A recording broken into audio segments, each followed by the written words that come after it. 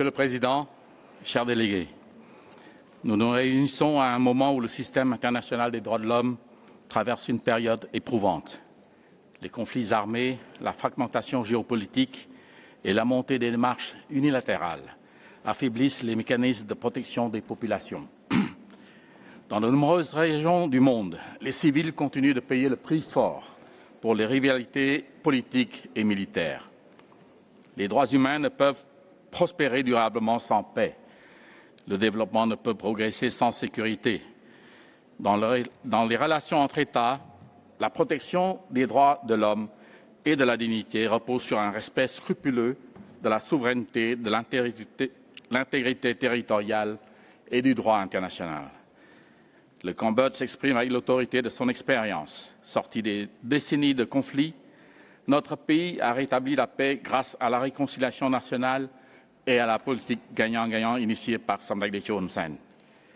Près de 3 décennies de stabilité ont permis au Cambodge de réaliser des progrès majeurs dans la promotion et la protection des droits de l'homme, favorisant la reconstruction institutionnelle, la reprise économique et la consolidation progressive d'une gouvernance basée sur le droit.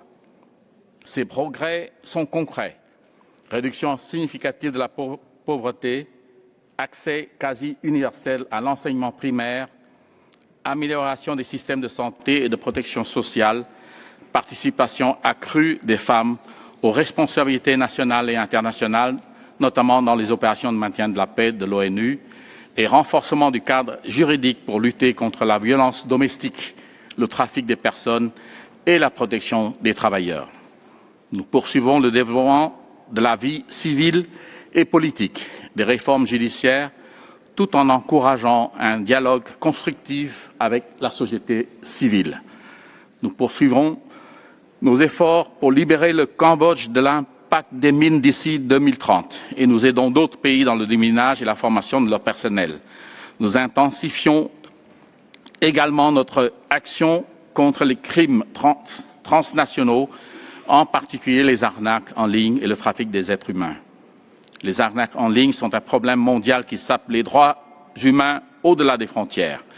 Depuis la création d'une force nationale dirigée par notre Premier ministre, les autorités ont réprimé de nombreux réseaux, sauvé des milliers de victimes et arrêté nombre de criminels.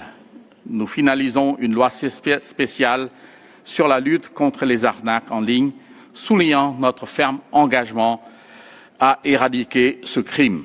Pour relever un tel défi, le Cambodge s'est engagé dans des efforts collectifs avec les parties concernées au niveau national, bilatéral et multilatéral. Ce combat nécessite de la coopération et non pas des actions policières ou militaires étrangères et unilatérales qui ne servent que pour masquer des actes d'agression et d'occupation. Chers délégués, alors que nous consolidons nos progrès internes, depuis la mi-2025, les opérations militaires thaïlandaises se sont étendues à plusieurs zones frontalières, entraînant de graves conséquences pour notre population civile, des conséquences qui relèvent directement de la responsabilité de ce Conseil. Le second cessez-le-feu atteint à la fin de l'année dernière tient toujours, mais reste fragile. Depuis, des positions militaires ont été établies au-delà des lignes revendiquées, entraînant des empiètements sur des territoires bien à l'intérieur du Cambodge.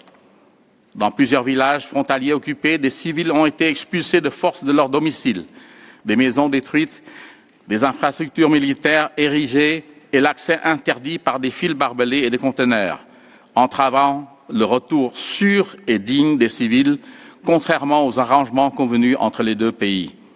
Au plus fort des hostilités, près de 650 000 personnes furent déplacées. Actuellement, plus de 80 000 personnes restent incapables de retourner chez elles. Ces actions touchant les populations civiles soulèvent de sérieuses préoccupations au regard du droit international et des droits de l'homme, notamment le droit à la vie, la sécurité de la personne, la liberté de circulation, un logement adéquat et l'accès à la vie culturelle et religieuse. Tout au long de cette période, le Cambodge a fait preuve de la plus grande retenue et de haute responsabilité, fournissant une aide humanitaire, assurant la continuité des services essentiels aux personnes déplacées et restant fermement engagés en faveur d'un cessez-le-feu efficace et durable et d'un dialogue pacifique pour le retour à la normalisation.